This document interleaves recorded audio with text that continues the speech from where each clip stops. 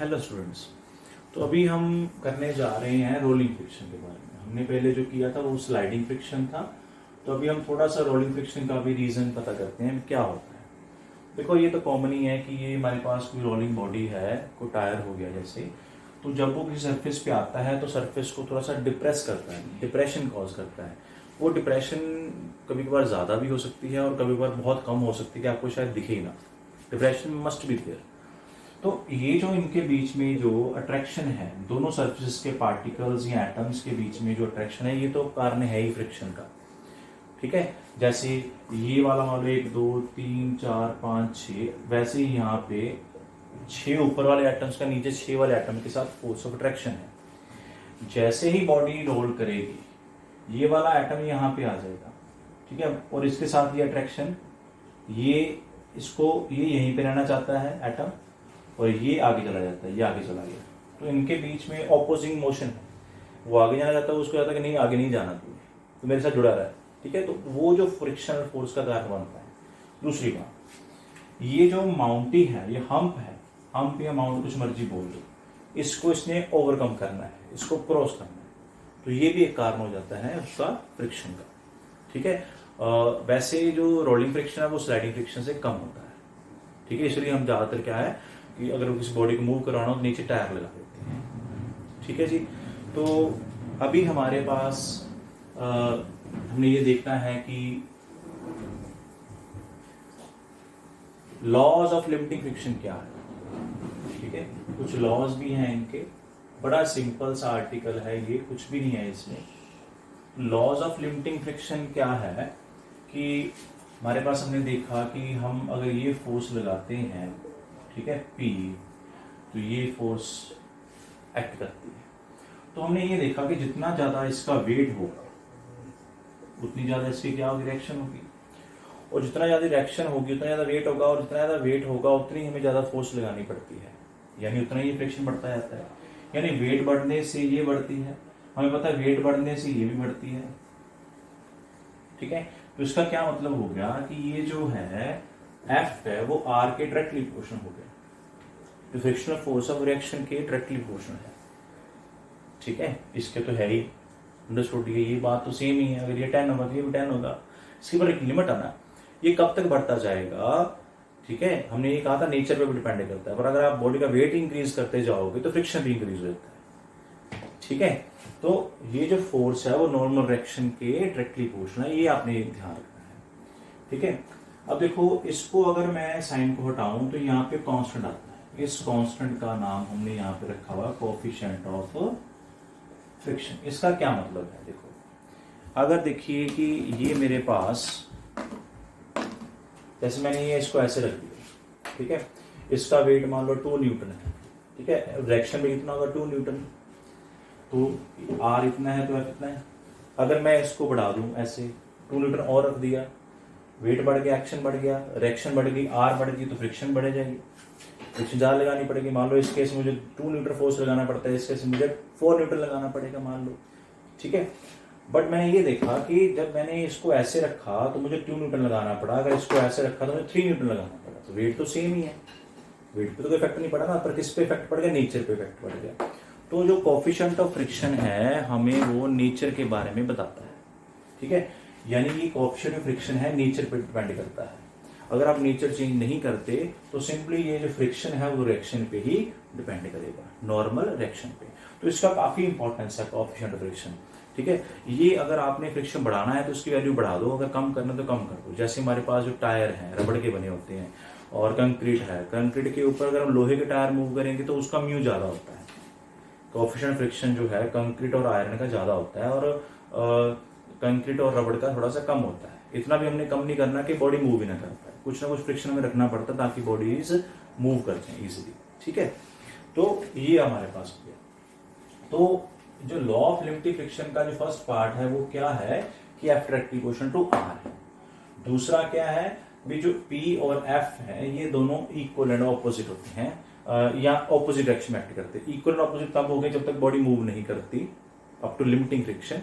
ठीक है, अदरवाइज ये ऑपोजिट डायरेक्शन में होते ही होते हैं। तीसरा, हमने पहले ही बात की कि ये एरिया पे डिपेंड नहीं करता, और फोर्थ क्या है, ये किस पे डिपेंड करता है, नेचर पे डिपेंड करता है। ठीक है जी। तो अभी हम क्या करने जा रहे हैं, एंगल ऑफ फ्रिक्शन करने जा रहे हैं। ठीक है, एंगल ऑफ फ्रिक्शन काफी इंपॉर्टेंट है, ये टॉपिक भी 1 नंबर का ही है। हमारे पास आ गया जी एंगल ऑफ फ्रिक्शन। अब देखो क्या है, बड़ा सिंपल है, सेम डायग्राम हमारे पास आ गई। ये हमारे पास रिएक्शन थी, ये मेरे पास फ्रिक्शनल फोर्स था, ठीक है, और ये इनके बीच में रिजल्टेंट हो गया। ठीक है, अब उन्होंने एंगल ऑफ फ्रिक्शन की डेफिनेशन क्या बनाई है, ये एंगल उन्होंने ले लिया एंगल ऑफ फ्रिक्शन। अब ये एंगल ऑफ फ्रिक्शन किसके बीच में एंगल है, it is the angle between the resultant of F and R with R, it is the angle between the F resultant of F and R with R. ठीक है, अब F and are को आपने लिखना होगा, it is the angle between the force of friction and the normal direction with the normal direction. ठीक है, अब हमने ये फॉर्मूला किया ना, F is equal to mu R. ठीक है, तो म्यू इज इक्वल टू क्या आ गया, एफ बाय आर आ गया। ठीक है, अब ये लो एफ यहां पे, ये भी इक्वल टू एफ हो गया, ये वाला वेक्टर भी, ये एफ हो गया, और ये आपके पास आर था, तो ये एफ बाय आर निकालो क्या बनेगा, ये परपेंडिकुलर बेस क्या बन गया, tan थीटा। तो हमारे पास एक नया फॉर्मूला बन गया, mu is equal to tan theta. इसका क्या मतलब हो गया कि अगर आपको कोएफिशिएंट ऑफ फ्रिक्शन पता है तो आप एंगल ऑफ फ्रिक्शन निकाल सकते हो। ठीक है, अगर आपको एंगल ऑफ फ्रिक्शन पता है तो आप कोएफिशिएंट ऑफ फ्रिक्शन निकाल सकते हो। ठीक है, ये आपका एंगल ऑफ फ्रिक्शन हो गया। अब नेक्स्ट जो है वो इससे भी इंपॉर्टेंट है। ठीक है, वो क्या है देखिए,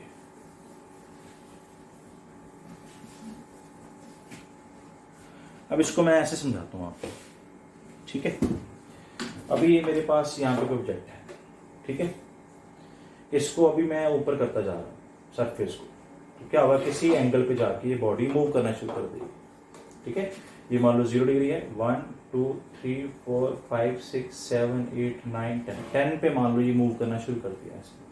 तो जिस एंगल पे बॉडी स्लाइड करना शुरू कर दे इंक्लाइंड प्लेन पे, जैसे ये आपके पास ये एंगल है, जस्ट यहां पे आके इस बॉडी ने स्लाइड करना शुरू किया है, जस्ट स्लाइड करवाना नहीं है, जस्ट स्लाइड वाला, तो उस एंगल को हम क्या बोलते हैं, एंगल ऑफ स्लाइडिंग। और दूसरा नाम उसका क्या है, angle of repose, angle of repose. Theta हमने एंगल ऑफ फ्रिक्शन को दिया था, इसलिए हम इसको अल्फा दे देते हैं। ठीक है, इसको हम अल्फा से रिप्रेजेंट कर देते हैं मान। ठीक है, अब देखो बेटा एक बात का आपने ध्यान रखना, तो इसको कैसे निकालेंगे हम। देखो ये हमने क्या किया था कि ये हमारे पास था एक्शन नीचे, जब बॉडी हमारे पास हॉरिजॉन्टल सरफेस पे थी ना, जैसे इसको मैं क्या करता हूं अभी ब्लू से रिप्रेजेंट कर देता हूं सरफेस को, ये वाला। ठीक है, और इसके ऊपर ऑब्जेक्ट मेरा ये था, ये इसका वेट जो है नीचे एक्ट कर रहा है, तो डायरेक्शन ऊपर थी। वेट हमेशा बॉडी पे एक्ट करता है, यहाँ पे सरफेस पे, रिएक्शन बॉडी को मिलती है। ओके, अब देखो ये जो वेट है इसका वेक्टर ये हो गया, और ये जो रिएक्शन है वो ऊपर मिल रहा है। ठीक है, एक्शन के ऑपोजिट रिएक्शन होता है।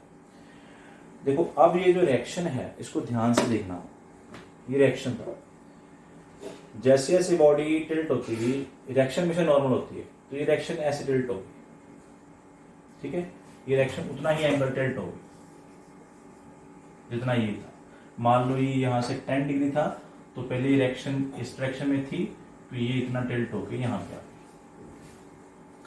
अब देखो जितना वेट अभी मार्क इसके डस्टर का नीचे एक्ट कर रहा है इस सरफेस पे, ठीक है, जब ये सरफेस टिल्ट होगी तो उतना इसका वेट यहाँ पे एक्ट नहीं करता। ठीक है, वेट तो एक्चुअल जो वेट होता है वो नीचे ही एक्ट करता है, एक्चुअल जो वेट वो नीचे एक्ट करता है। ठीक है, इस बॉडी का हमेशा सरफेस के ऊपर, यानी वेट हमेशा एक्चुअली यहाँ पे एक्ट करता है, ग्रेविटी हमेशा toward the centre of earth ही जाती है। जैसे हमारे पास ये था ना, तो अगर आप चाहे बॉड ऑब्जेक्ट चाहे सीधा पड़ा है चाहे टिल्टर है, तो जो वेट होता है बॉडी को हमेशा नीचे एक्ट करता है। बट हमारे पास अभी क्या है, सरफेस ऐसी बन गई है, पहले सरफेस फ्लैट थी, अभी थोड़ी सी इंक्लाइंड हो गई है। ठीक है, तो इसका जो यहाँ पे ये जो वेट है वो तो नीचे एक्ट करना है, बट इस सरफेस पे इसका एक कॉम्पोनेंट एक्ट करेगा। अगर ये अल्फा है तो ये अल्फा होगा, तो ये इसका mg cos अल्फा बनेगा। ये सबसे इंपॉर्टेंट बात है, अगर आपको ये समझ आ गया तो आपको सारा चैप्टर समझ आ गया। ठीक है, मैं दोबारा बता देता हूं कि देखो इसका वेट अगर 10 न्यूटन है, तो यहाँ पे 10 लग रहा है इस सरफेस पे, अगर जैसे ही सरफेस ऊपर होती जाएगी, ये 10 नहीं लग रहा है, अगर 10 लग रहा होता तो ये इधर ना आती, सारा जोर जो है सारा बाहर इसके सरफेस पे लगता है। ये अगर इधर आ रही है तो इसका क्या मतलब है कि ये जो अगर कॉस अल्फा है तो हमें पता है कि 90 डिग्री का हमें दूसरा कंपोनेंट बनाना होता है, ये जो साइन अल्फा है, ये साइन अल्फा ही इसको नीचे लेके आ रहा है। जैसे जैसे ये बढ़ता जाता है ये साइन अल्फा उसको नीचे लेके आता है, और इस केस में साइन अल्फा 90 बन गया, सारा वेट इधर लग रहा है नीचे। ठीक है, तो ये जो सरफेस है यहाँ पे ये वेट एक्ट कर रहा है, वेट हमेशा नीचे भी एक्ट करता है जैसे ऐसे। ठीक है, अगर आप सरफेस को ऐसे टिल्ट कर दोगे तो बॉडी का वेट तो नीचे एक्ट करना है। ठीक है, बट इस बॉडी का इस तरफ जो वेट है वो कुछ कम हो गया, भार कम हो गया। जैसे मैं ऐसे खड़ा हूं तो पूरा भार अर्थ पे लगा, अगर मैं टिल्ट हो रहा हूं तो मेरे भार का कुछ कंपोनेंट इधर लग रहा है, जितना मैं टिल्ट हो रहा हूं वो कंपोनेंट कितना लग रहा है, mg cos लग रहा है। ठीक है, अभी आप देखो ध्यान से कि ये जो mg cos वो अब r की इक्वल है। पहले r इक्वल टू क्या था, mg, अब ये r किसकी इक्वल हो गया, cos अल्फा की इक्वल हो गया। अब देखो ये कंपोनेंट्स को आगे लेके आ रहा है नीचे, यहाँ पे क्या एक्ट करेगा, फ्रिक्शन, जो उसको नीचे आने से रोकेगा। अगर ये दोनों इक्वल हैं तो बॉडी नीचे नहीं आएगी, और अगर ये ज्यादा हो गया, ज्यादा ये कब होगा, जब इसको और थोड़ा सा ऊपर उठा देंगे। ठीक है, अगर ये अल्फा और बढ़ जाएगा तो ये बढ़ जाएगा, उससे ज्यादा अगर हो गया तो बॉडी स्लाइड कर जाएगी। तो हमें क्या करना है, स्लाइड नहीं करवाना। तो एफ किसकी इक्वल होनी चाहिए, mg साइन अल्फा के इक्वल होनी चाहिए। क्लियर, तो आपने क्या करना, इसको डिवाइड कर दो, f से r डिवाइड कर दो, आपके पास क्या आ गया, mg साइन अल्फा ओवर क्या आ गया, mg cos अल्फा। तो mg कट गए तो f by R is equal to क्या आ गया, tan अल्फा। ठीक है, अब देखो f बाय आर क्या था, म्यू, तो म्यू इज इक्वल टू क्या आ गया, tan अल्फा। अब देखो एंगल ऑफ फ्रिक्शन निकाला था, वो क्या था, mu is equal tan theta. अब ये क्या है, tan अल्फा, यानी कि थीटा और अल्फा क्या हो गए, इक्वल हो गए। तो एंगल ऑफ फ्रिक्शन और एंगल ऑफ रिपोज क्या होते हैं, सेम होते हैं। तो देखो एंगल ऑफ फ्रिक्शन निकालना थोड़ा सा मुश्किल है और एंगल ऑफ रिपोज निकालना बड़ा इजी है। ठीक है, इसको हम ऐसे रखो, ठीक है, इसको ऐसे रखो, जब ये स्लाइड करना जस्ट शुरू कर देगी तब तक ये एंगल जो होगा वो एंगल ऑफ रिपोज होगा, वही एंगल ऑफ फ्रिक्शन होगा। अब देखो नेचर में भी डिपेंड करती है मटेरियल की, जैसे इसको यहाँ ऐसे रखा तो किसी और एंगल पे देखो यहाँ पे आके इसने स्लाइड करना शुरू किया, अगर इसको मैं यहां से ऐसे करूंगा तो ये थोड़ा सा जल्दी स्लाइड करेगा। ठीक है, तो बाकी हम नेक्स्ट वीडियो में देखेंगे। Thank you.